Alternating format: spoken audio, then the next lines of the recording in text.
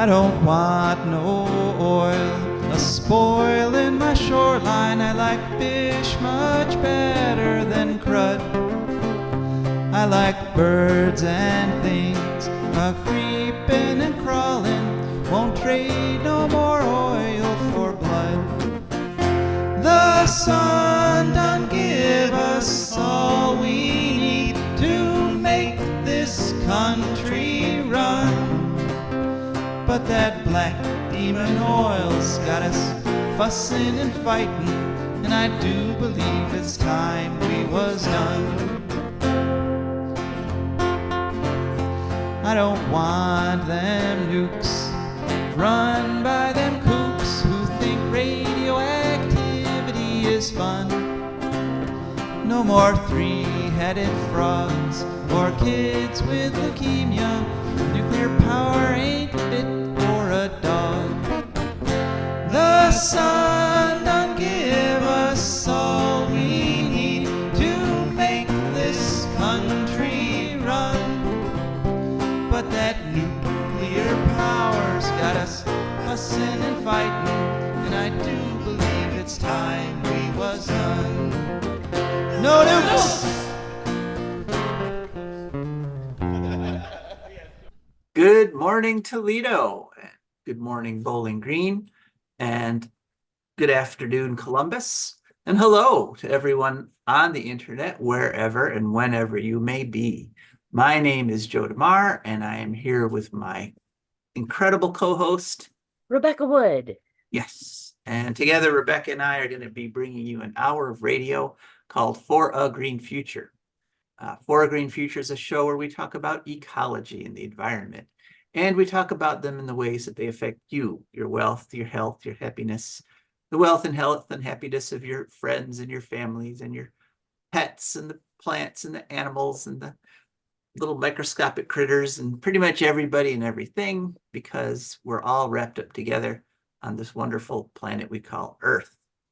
And this is our very special Christmas special episode, because you folks will be hearing this on either December 23rd or December 24th. And because we're actually recording it earlier, we're recording it on the 18th because we're going to be traveling and stuff during the holidays, so not practical to produce it later on in the week. I really wanted to talk a little bit about Christmas stuff, sort of from an ecological perspective. And so we're gonna do that for the next 10 minutes or so. And then we're gonna have a very special guest. And this guest, we joined him via Zoom. He called in all the way from England, or excuse me, Paris. Yeah. And his name was Mycle Schneider, and he is one of the people that produced the World Nuclear Industry Report for 2023. And he's going to go over some of the highlights on that and tell us a little bit about how this incredible document gets made every year. So then we'll hear from our advertisers and patrons. And finally, well, not finally, then we'll hear from Rebecca.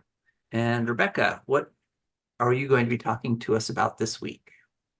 Peppermint, not just a strip club in North Toledo. Okay. All right. And that's and that is not a plug or an advertisement for the alleged strip club. Okay. All right. Good. And then we have ecological news. Truthfully, I used to know a lot more about strip clubs in Toledo and which ones were good when I was a taxi driver. I don't know what's happened. I don't know whether the quality has gone up or down since they changed their name. So you're out of practice there, right? Yeah. Okay. All right. So and then after Rebecca, we'll hear ecological news.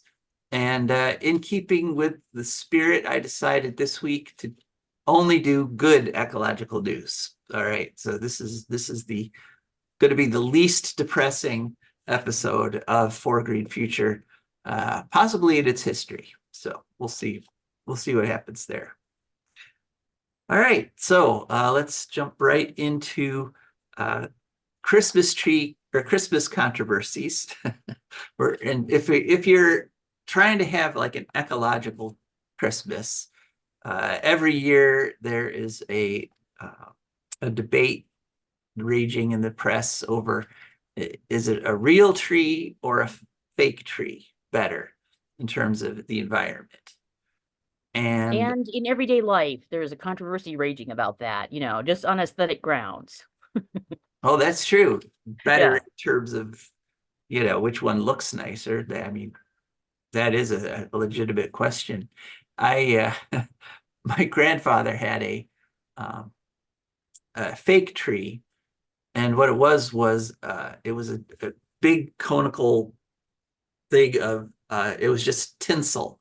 It was all shiny aluminum, and it's kind of a precursor to the Festivus aluminum pole now that I think about it. But what he but what they also had was this rotating disc that had different colors on it. So the tree was constantly changing colors, It looked So, cool. so he would have been like the John the Baptist of weird fake trees then. Right. It was a Festivus poles. Yeah, yeah. harbinger. Right, yeah. And it looked cool, but of course it didn't look anything like a real Christmas tree.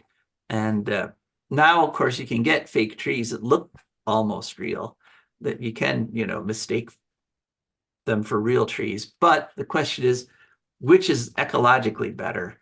And the answer, the consensus seems to be pretty much real trees are better. And some of the main reasons are that the fake trees are made out of plastic, which means petrochemicals, they're made out of oil. And most of them are made over in China. So you have to ship, first you ship the oil to China. Well, actually, first you ship the oil to the US, where you make the little plastic pellets that you make plastic from. Then you ship those pellets to China. Then you make the fake tree. Then you ship the fake tree back to the US, and you have to go drive and pick it up and then put it up. And that I've seen figures. So there were people who were arguing for the trees and for the plastic trees, and they said that, well, after about 12 years, your plastic tree will have you'll have made up for like the carbon you would have released getting real trees each of those years. But most plastic trees don't last 12 years. So uh, so the real trees have advantages in that as they grow for about 10 years. They sequester carbon. Of course, trees are made of carbon. And they also do provide shelter for animals. And, a Christmas tree farm is a lot more, even though it does require pesticides and herbicides, it's still a lot more environmentally friendly than an oil refinery, which is where the parts get made for a Christmas tree or an artificial Christmas tree. Now, there is some things you can do to make your real tree even more environmentally friendly. The key thing is, how do you dispose of it? And if you just put it in the regular trash, that actually is a little more environmentally harmful, because they'll just get carried to the dump where they'll be buried underground. And as they decompose, they'll give off methane gas that way. But most or a lot of places now will chip your tree, and you can use it to make compost. And if you turn your tree into compost, that's very environmentally friendly. And if you burn it, believe it or not, if you cut it up into firewood and burn it, like, that's the tradition of the Yule log, that is actually still better for the environment than putting it into a dump. Especially since now what people do, they make Christmas tree trash bags. so now you've got, if you use a Christmas tree trash bag, now you've covered your tree in plastic, and then you put it into a dump where, so just Okay. Yeah. Aren't there some like national parks or nature areas who like you to go like give them your tree so they can drag it out and use it as like cover for small animals or something? There are, yeah, there's a lot of Yeah. places like that. There are places that will put the trees into like lakes to make little habitats for the fish on the bottom of the lake and things like that. So yeah, if you get a little creative with how you dispose of it, then you can be more environmentally friendly. Some It's other, purely based on aesthetics. My feeling is if I have a plastic tree, I would prefer it to be some bizarre and unnatural color and look really, really fake. yes, That's, I agree. Like, that's it's like, if I want my hair, if I want to dye my, it was like during my punk era, my approach to hair dyeing. mhm, you You do. weren't looking, it wasn't the color that looked good on you. It's like what color can look completely crazy. All right, on to a couple other eco questions at Christmas time. One is gift wrap, and most gift wrap, it turns out, can be just recycled. The gift Huh. wrap that can't is the gift wrap that has is either metallic or has foil or has glitter on it or flocking, or sometimes they have texture, like they'll have things glued to it. Those or if it's really heavily laminated, those can't be recycled. But most wrapping paper can be recycled. Of course, there are even better ways to do it than using recyclable wrapping paper. My family, we used to save the Sunday funnies from the paper, Ah. and that's how we would wrap our gifts. And Or it's really pretty easy just to like use paper bags or any kind of like a blank paper or whatever and just draw on it too. You can do that or like, make prints, just like get a leaf and put it in bright colored paint or something. yeah, those are good ways too.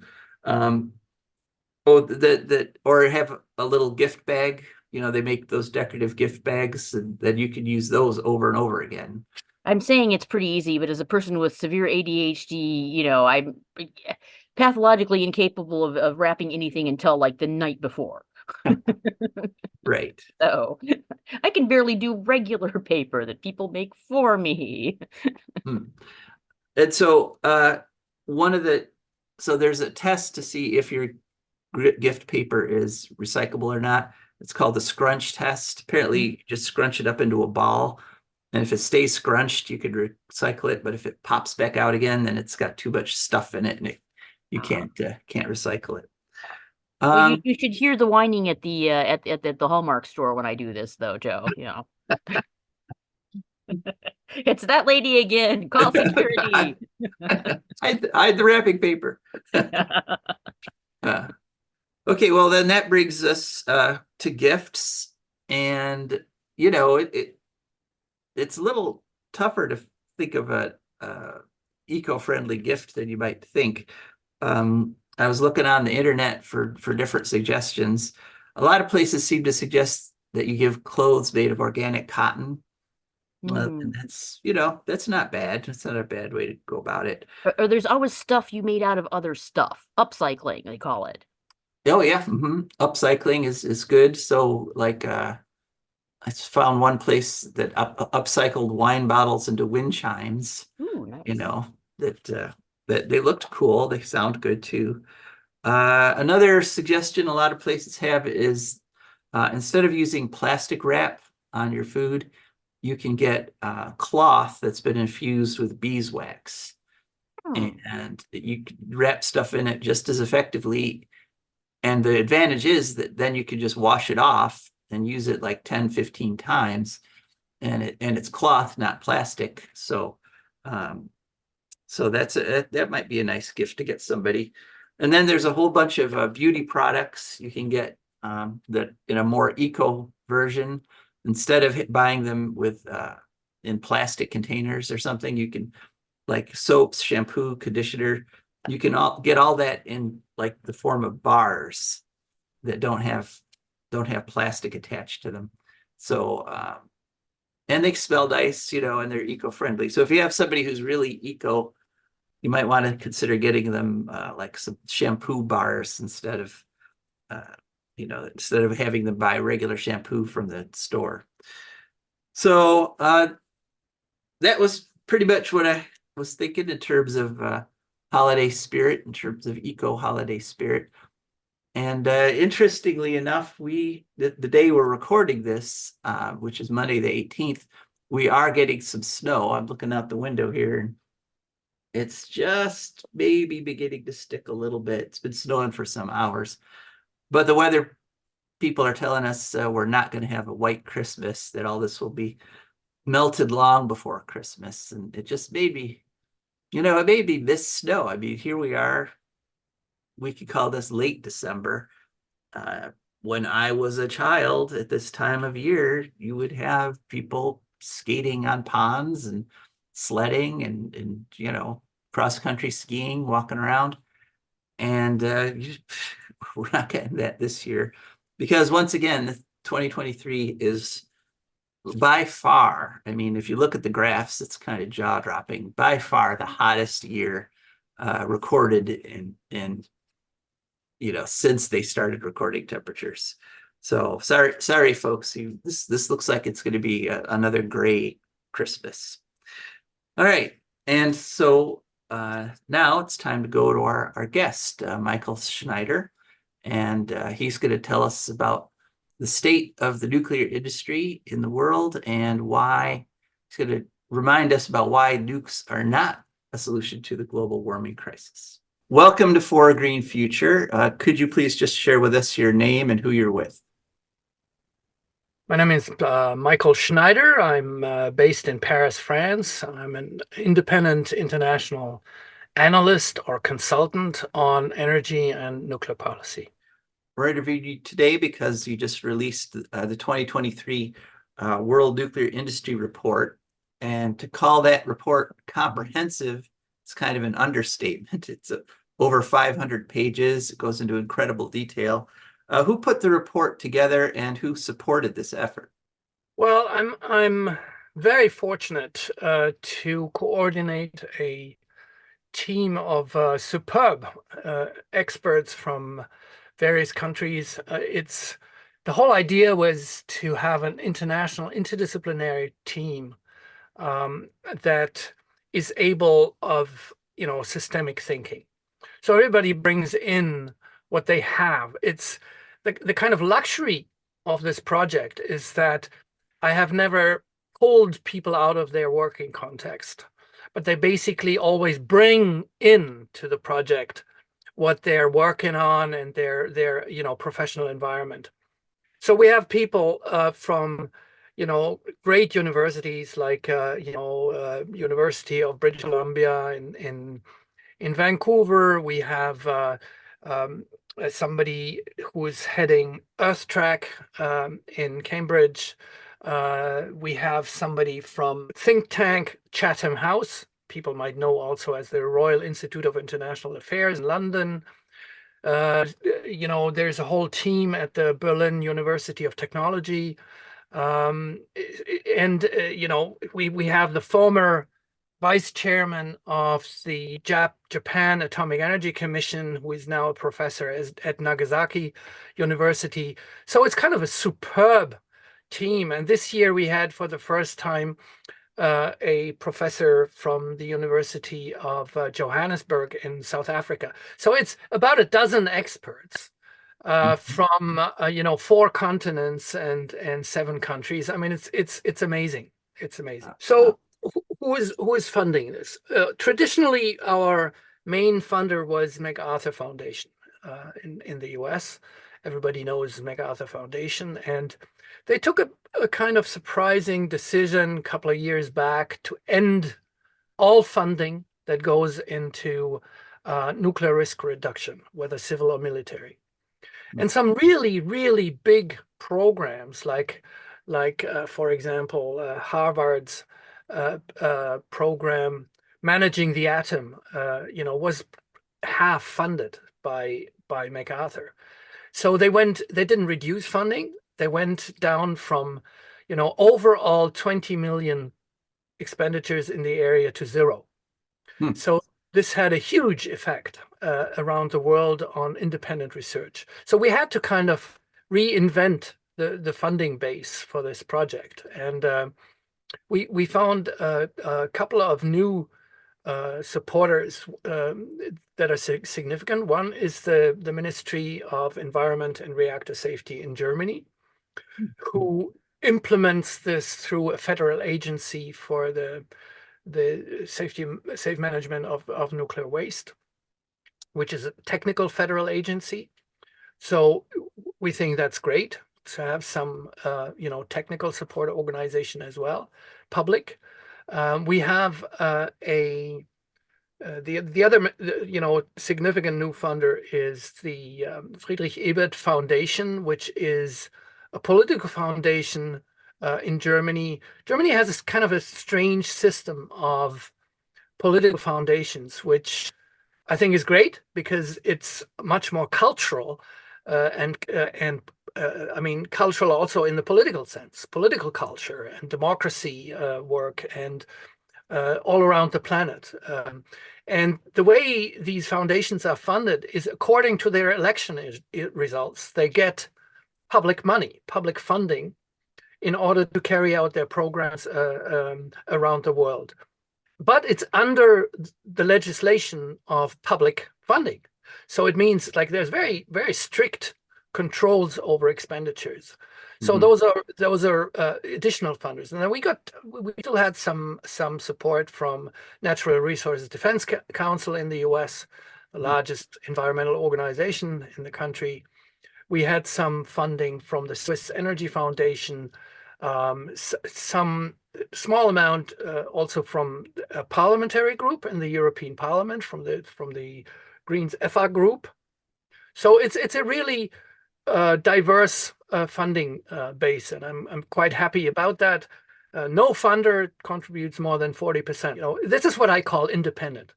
Right. Yeah. And that mix of funding, I mean, when you're spending government money, you're being pretty closely watched. Absolutely, and I think it's great. I mean, I think it's appropriate. That the only thing is that it's important to clarify that there's no control over the product. Cool. And that's no funder gets the report before there is a preview copy that also goes out to journalists. So there is no whatever impact of funders on the product. Yeah. Nice. Okay, so overall, I would say the report paints a picture of an industry, the nuclear industry, in decline. Nuclear generation declined by 5%, down to only 9.2% of electricity globally. Construction costs are up, but 22 nations just declared their intent to triple nuclear power by 2050 in the COP conference. Do you think that's realistic based on your data? Well, maybe to the first point first, to the status or what trends are identifiable. And it might come to quite some surprise to a lot of people that, there is not a huge blooming industry. That's the kind of impression you can get when you read the newspapers or listen to the radio or watch, television. Because it's just been all over the place that this is like the term Renaissance has been used over and over and over again, etc. But what do people connect with that idea? It's that they imagine that there's many nuclear power plants that are under construction all over the world, etc., and that these numbers are increasing. And what we're seeing, in fact, is that the best times of nuclear power are over, and there is no change identifiable, because that's the other question, right? You can say, well, nuclear's time was over, but this is now changing. Well, it is not. I mean, it is changing in kind of announcement politics, but not on the ground. And our work is to monitor what is actually happening on the ground. If we're looking about what has been happening like over the past 4 years, we have seen between the late 2019 and mid-2023, all over the world, there were 28 construction starts of new nuclear reactors, 28 over that period. Of those 28, 17 were in China. All 11 others were implemented by the Russian nuclear industry in various countries. So you can basically sum up the situation now and over the past 4 years as China builds at home and Russia builds abroad. That is to sum it up. And there's no change, it's not that it has dramatically changed, this year or last year, or is to be seen in next year. So the pledge, the so-called pledge by 22 countries, and it's interestingly enough, it's a global pledge, right? It's only 22 countries, but they make a global pledge. How does that work? I mean, I was kind of surprised. We're talking now, it's about 15%, 32 countries that operate nuclear power plants. But amongst those 22 countries, you also have places like Ghana. So, I mean, it's not only the US, France, and whatever other large, countries. Interestingly enough, between those 22 countries, there's not China and there's not Russia. So actually, we don't have the only 2 countries that have started building over the past 4 years that are part of this pledge. And another really significant point here is that it's not being discussed that actually between now and 2050, not only new reactors come online, but there's also some that will be closed. And so when you look at the age structure of the world nuclear fleet, it's now over 31 years old. I mean, we do have countries like the US where the average of the nuclear fleet is now 42 years average, right? So the first 10 reactors or so have now operated for over 51 years. So for 51 and more years. And so the age structure is crucial. And we have looked at only one scenario that is kind of looking into the future. We have wondered, well, if all lifetime extensions, like you have lifetime extensions in the US, licensed by the Nuclear Regulatory Commission, the NRC, for almost all of the reactors, and most of them to 60, some now for 80 years. But no reactor ever has reached 60 years of operation. Most of the reactors have gone down way before they're actually the end of the life, their licensed lifetime. So we have assumed all reactors operate until the end of their licenses, whatever this would be. So, and then all of the other reactors would shut down by age 40. The result of that is, 270 reactors would shut down by 2050. That is, so you basically would have to build I should say, it should be more precise. Even if you take into account that there's 58 reactors under construction, so we assume all of these will be completed, put into operation, and you would still need 270 to break even. Mm-hmm. So it's not really great maths, but it's 27 years from now, right? Which actually is tomorrow morning in time scales, in nuclear time scales, right? But it means a startup rate of 10 reactors per year, starting 2024. So what we're saying is, if you look at the startup rate over the past 20 years, we have seen a total of 103 reactors starting up and 110 closing at the same time. But the startup rate, leave alone the closures, the startup rate was 5 per year. By the way, half of those were in China, but even take that into account. But basically on a global level, it would mean doubling the startup rate starting next year. So that would mean, if we have an average construction time that is close to 10 years, all of these reactors that are to start up next year have to be under construction now, and not only next year, But until 2030, we basically know how many reactors will come online, right? Because they have to be under construction basically now. So this is impossible. It's not a matter of whether you like it or you don't like it. It is absolutely impossible from an industrial point of view. The numbers just don't add up. There's not enough time to do this. And it's not only a matter of how much money is poured into this. When you look at a project like Vogtle in Georgia, which is the only reactor under construction that remains under construction in the United States, I swear you, it's not a matter of money that has been thrown at this project. It was a lot of money. We're talking now for 2 reactors over $35 billion. It wouldn't have gone faster if they had thrown another $5 billion on it. That's a misunderstanding of how industry works. I mean, it's not only a matter of money. So it's impossible, and it's not a question of pledging more money. What was the biggest surprise? Well, that's a good question, but there's about 75 answers. I mean, there's always a huge amount of total surprises, and that's what research is all about, is right. You don't know what you will get. Maybe I give you a couple of examples.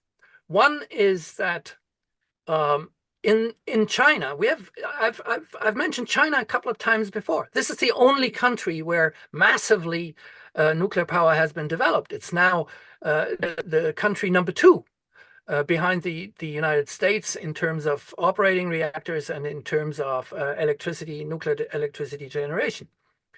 But even though China in 2022 generated more power with solar panels than with nuclear reactors. And I thought that's quite a staggering, fact.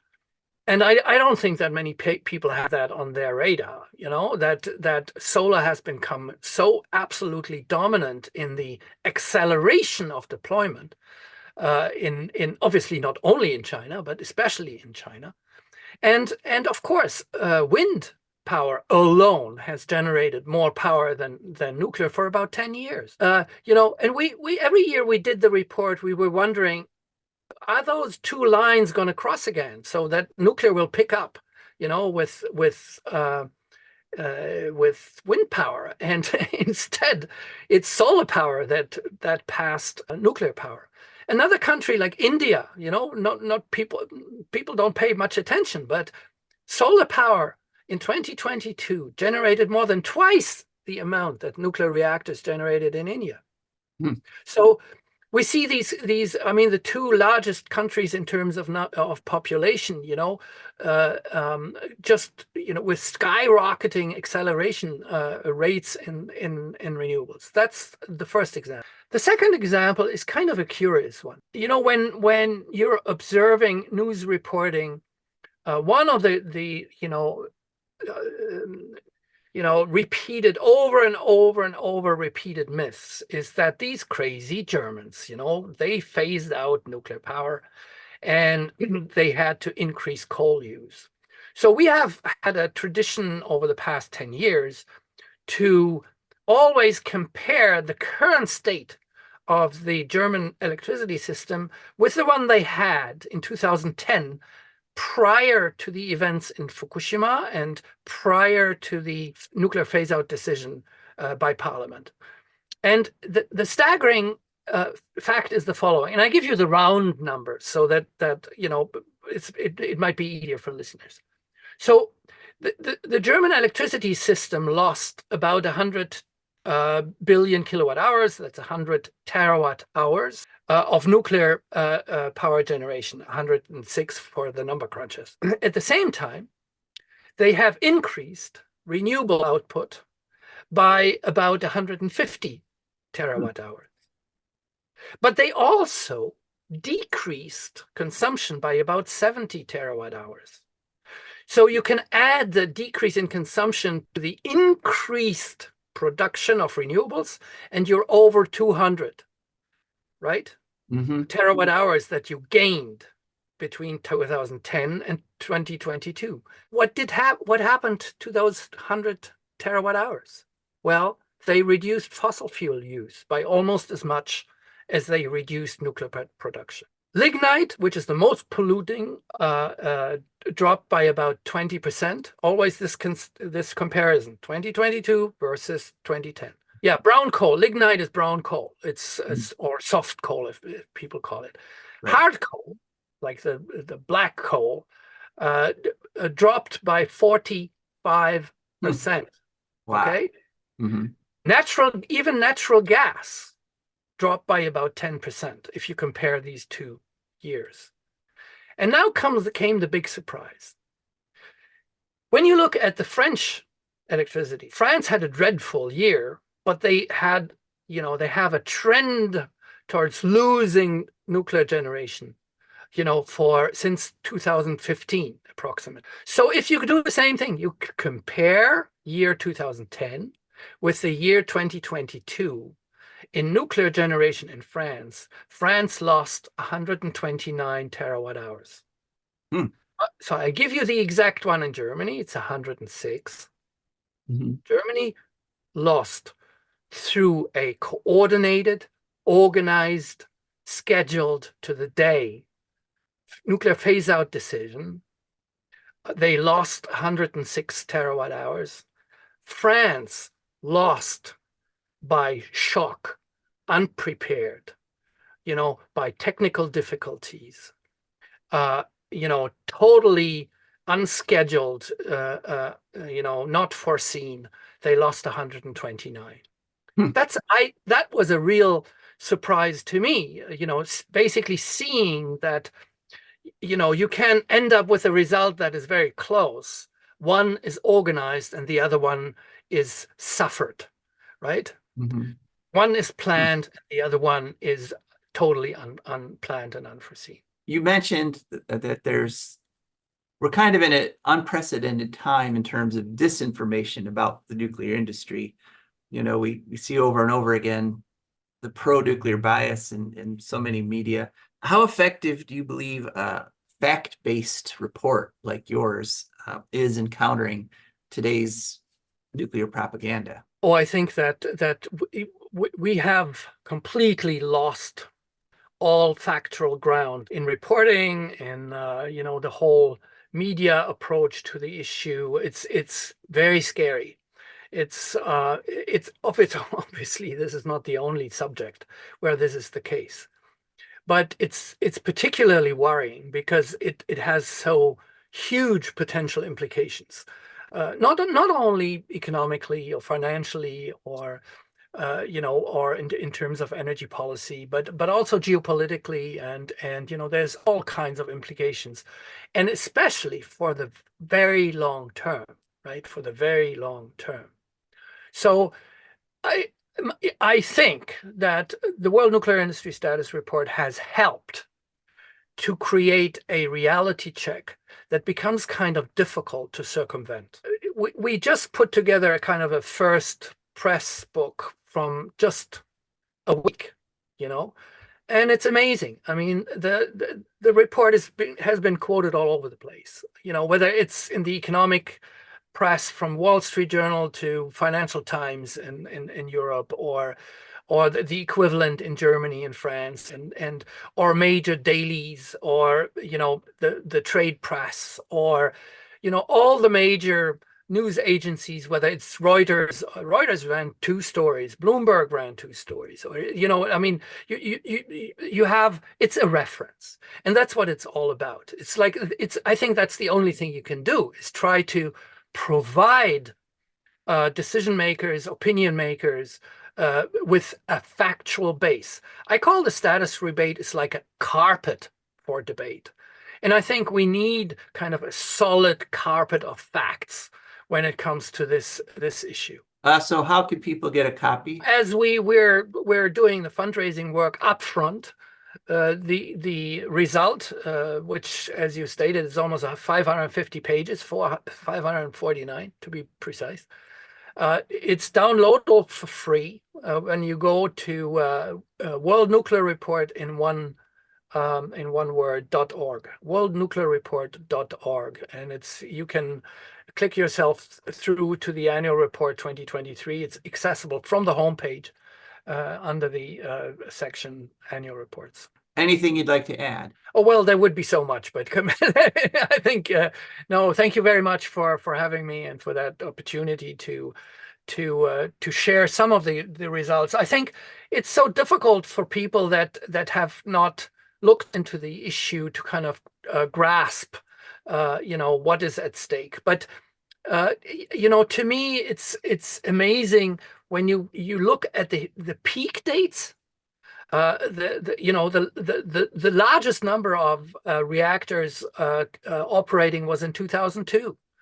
The largest number of startups was in the middle of the 1980s. The largest number of reactors under construction in 1979. The largest number of construction starts was in 1976. That's in short, the history of nuclear power when it comes to peak data. And, when we have had 44 construction starts in 1976, so far in 2023, we've had 4. All right. Well, thank you very much for your time. Thanks very much for inviting me. We hope you enjoyed that interview. Mycle certainly knew his stuff. I trimmed it down, believe it or not, even though we went kind of long for one of our interviews, but he just had so much good information I couldn't cut him off. So now it's time to hear from our advertisers and patrons. For a Green Future is brought to you by our patrons. These are wonderful people who've gone to patreon.com. That's Patreon. There they searched for a Green Future.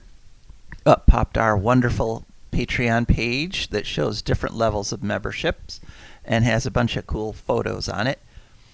There they picked the level of membership that matched their monthly budget, and every month a little bit comes out of their account, comes over to us, and that's how we could afford to keep this show on the air. So we are extremely grateful to our patrons, and if you want to become one, just go to patreon.com and search for a Green Future. Thank you. For a Green Future is also brought to you by the Wood County Park District. The Wood County Park District is a natural resources conservation agency. They protect natural spaces, maintain quality green spaces, provide engaging programming, and they teach people to love and respect nature. They also restore wildlife habitats and lead people on outdoor adventures. Wood County Parks protects natural spaces in Wood County for all to enjoy from 8 a.m. to 30 minutes past sunset every day of the year. There are several ways to get a hold of them and find out what's happening. One is to call them at 419-353-1897. Another is to visit their website, www.wcparks.org. The website again is www.wcparks.org. They are also available on all social media, Instagram, Facebook, Twitter, and many others. Just search for WC Parks. That's the Wood County Park District, and we're very grateful for their support. All right, welcome back. So now it's time, Rebecca, for your segment. What do you have for us today? Alrighty, peppermint. So, being that I did other kind of gooey, sticky things that are sweet last week, I thought I'd just continue with that. Okay. Turns out peppermint is actually a hybrid of watermint and spearmint, one of which is also a hybrid of something and something else. It's indigenous to Europe and the Middle East, but is spread to many regions at this point. It grows feral alongside its parent species. Now, okay, I did not find anything that said whether or not it is considered to be whether it's a natural hybrid. I think it might be. I think it just isn't happening doing this spontaneously. Or whether people did this, It's in the genus Mentha, and its Latin name is Mentha ex piperita. Piperita, that's what it is. Yeah, so Mentha has 25 species. Peppermint is the most common, oddly enough. There's also a thing called Chinese peppermint from the leaves of the Mentha helpocalyx, which is a completely different thing, I guess. Both of these plants are sources for menthol and menthone, which I looked up, and it's just like an extract or a chemical which is used as a smell and flavor, and it's in perfume and a whole bunch of other stuff. So that's all. They're just two different things that do that. And peppermint is Chinese peppermint is among the oldest herbs used for culinary and medicinal products. So it's one of the first things that humans decided, that we liked and was beneficial that we could use. It was first identified by Dr. Eales of Hertfordshire, and some other guy published it in 1696. So people actually knew about it. He's just the first guy to tell someone who decided to write it down. That's all that was. It was named by Carl Linnaeus, who thought it was a species. But actually, let's see, it's a combination of Mentha viridis plus Mentha aqua is what their Latin names are. Mentha viridis being a hybrid of Mentha sylvestris and Mentha rotundifolia. Rotundifolia? Yeah, rotundifolia. So it's, herbs just seem to like to combine indiscriminately, it seems like. So yeah, it is, crazily enough, a herbaceous rhizomatous perennial. So herbaceous means it's not it's harder than a grass, but not as hard or big or hard as a tree. Rhizomatous means that it reproduces by rhizomes. Like most hybrids, it's sterile, but it sends out rhizomes, which are like these little underground stems that look like roots but aren't. They don't collect any water or anything or nutrients. They just allow it to send out this little stem, and it goes over here and it makes another plant, and then that sends up a shoot so it can also get to the surface and make chlorophyll and stuff, and it just keeps doing that. So pretty successful at that. And what was the other? Oh, perennial means you only got to plant it once and it keeps blossoming every year. So that's good. So yeah, it's a modified stem, a rhizome that creates a new aerial shoot, just like a tater plant. And let's see. Oh, yeah, they're considered to be invasive in New Zealand, Galapagos, Australia, and the Great Lakes area. Oh, really? It's basically where we are. Yeah. So if It's you invasive. you see peppermint and you Mhm. know it's definitely peppermint and not other stuff, then it is invasive. Wow, that's too bad. I've always been really happy whenever I found peppermint.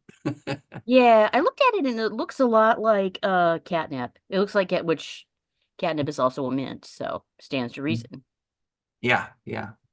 I when I go camping, sometimes I find peppermint. I use it to brush my teeth. There we go. It actually, if you like chew the stem up a little bit, so it's kind of fibery, you could just sort of. Oh, I have this Middle Eastern cookbook a lady gave me, and in the beginning it says that one of Mr. Middle Eastern belief is that your husband will always be faithful if you chew herbs after every meal. Maybe that's one of the ones they're talking about. I don't know. Well, that's I'm not sure it's interesting. that simple, but it can't hurt. Yeah, I wouldn't. Sure, if he likes, Doesn't hurt anything. yeah. But I suppose it matters which herb too. I It mean, might, yeah. If it's like skunkwort or something, no. No, don't do that. Right. So don't take that as marriage advice, but Yeah. It might, first of all, choose an herb which is not poisonous, obviously. yeah, that's And also important. smells good, ideally. Yeah, garlic might could go either way. I mean, some people really Yeah. like garlic, but Well, if you feed him garlic too, then you're both kind of even, but hey, sounds good. All right, well, thank you for that report on peppermint. you're welcome. Okay, now on to ecological news. And like I said, as I promised, only good news to this day. Oh boy.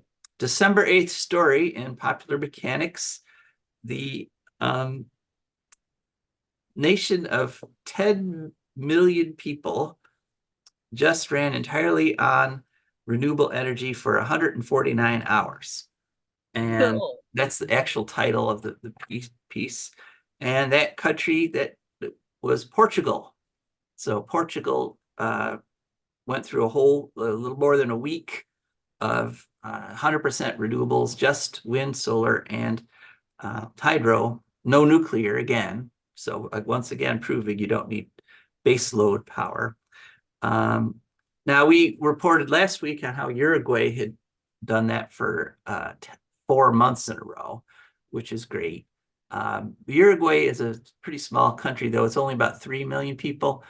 Portugal is 10 million people, which is fairly good sized, it's getting up there. So basically, bigger countries are doing it too. It's easier for a smaller country because their grid is smaller and you can make the shift more quickly.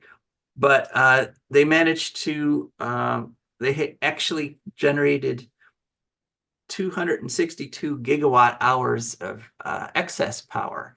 So they actually generated more than they needed, and they exported that to Spain and got money for it, and everybody was happy. So Good. yeah, so that's some good news. Next good news story, next feel-good story. Gray wolves have won. They have finally, they got endangered species status. And Okay. yes, and a woman from the Center for Biological Diversity, Colette Atkins, who is a fairly frequent guest on the show. We've had her on several times. The name sounds distinctly familiar. Yes, Colette Atkins. She was one of the lead attorneys on this case, and the story 1214 on the Center for Biological Diversity's website, title Gray Wolves Win National Recovery Plan. And so what this means is that now the Fish and Wildlife Service is going to be responsible for reestablishing wolves everywhere in the lower 48 states. So Ohio. So we're going to have wolves again. So I think that's amazing because we certainly have more than enough deer to feed them. We've got a huge deer population. So huge that places are like shooting deer in city parks and things. And all you need is a couple wolves. Time to keep your kitties indoors and outfit small dogs with the little crustacean vests. Yeah. So I mean, there used to be, originally the estimates were there were about 2 million wolves in the lower 48 states. And we got down to about 1% of that. We got down to about 20,000 wolves. And right now, even though they've rebounded somewhat, they've only rebounded to about 15% of the original range. So they've got a lot more to do. Problem is the Forest Service. The Forest Service keeps trying to delist them because, they keep saying, oh, look, there's a bunch of wolves over there in Minnesota.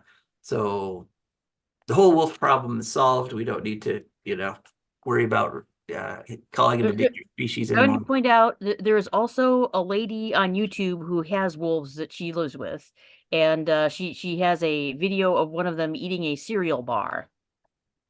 Okay. So, there's this big controversy about whether Farley Mowat is right and they mostly eat, like bunnies and rats and stuff, and whether they eat the caribou. Apparently, actually, no, their diet is mostly cereal bars up in there, and they're hunting the wild cereal bar. Official. Okay. Well, they are more omnivores than Out on the tundra. yeah. So one interesting note about this story is that I knew it happened because I get alerts from the Center for Biological Diversity, but when I went to research it for the show, I did not find it in the mainstream media. The AP hasn't picked it up. Reuters hasn't picked it up. It's a huge story, ecologically speaking, but the mainstream media seems to have decided to ignore it for some reason. All right, next, positive news. This actually is from a website called positive.news.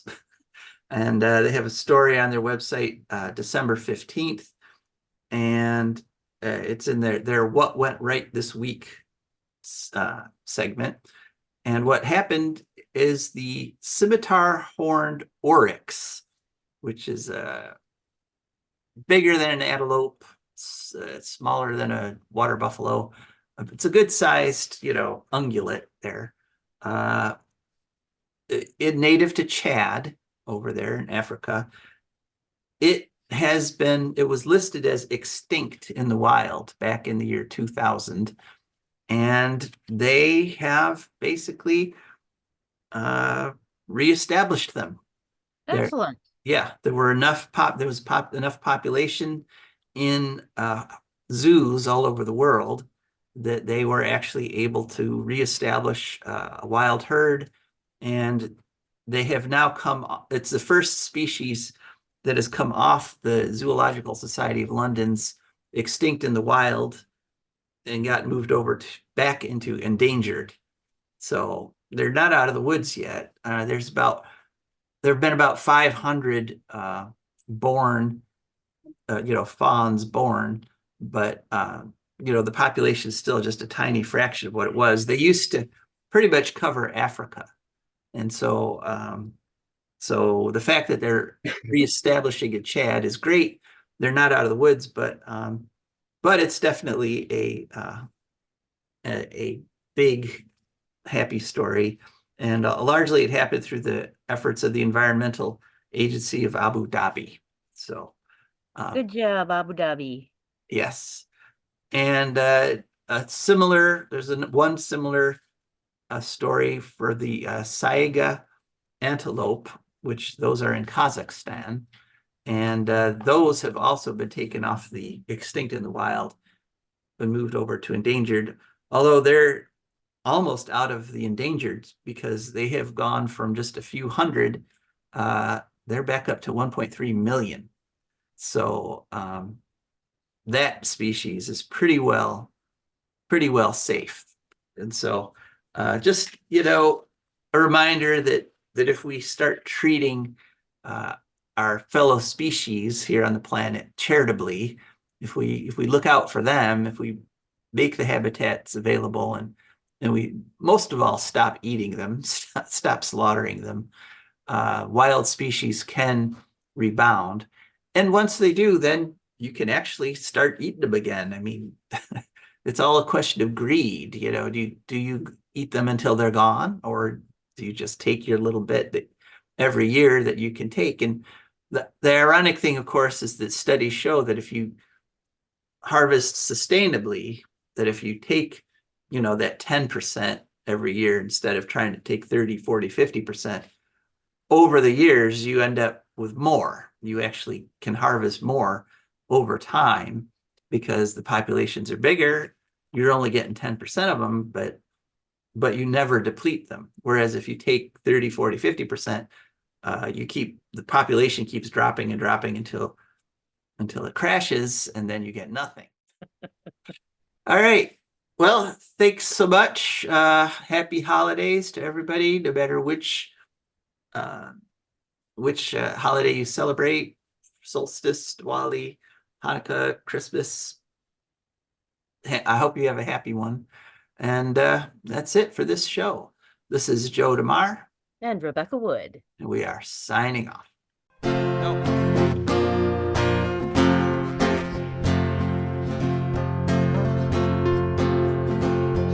I don't want no oil spoiling my shoreline. I like fish much better than crud. I like birds and things creeping and crawling. Won't trade no more oil for blood. The sun done give us all we need to make this country run. But that black demon oil's got us fussing and fighting, and I do believe it's time we was done.